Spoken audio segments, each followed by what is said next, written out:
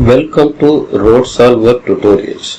In this tutorial we are going to see how we can generate the survey based report. In this survey based report there is an option which is available for the PGL and slope value will be coming together with one file. So you can use it for the construction purpose. So that type of reports how to generate from Road Solver. We can open this Road Solver. From this Road Solver, go to the reports. There is a construction, then there is option PGL and super elevation. Choose this one. So I can give this station 1000 to 2000. I need interval of every 12.5 meter. So I just generate that PDF file. Now there is a station and PGL, slope left side and slope right side.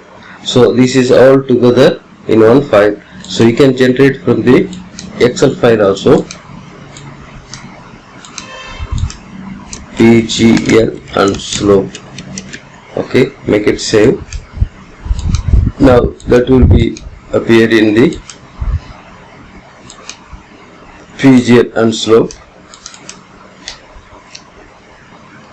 So this file will be appear in Excel. So you can use it for this file to the any other construction based purpose for the work. Okay, so this is a method to generate this PGL, a combination of PGL and slope values. Thank you.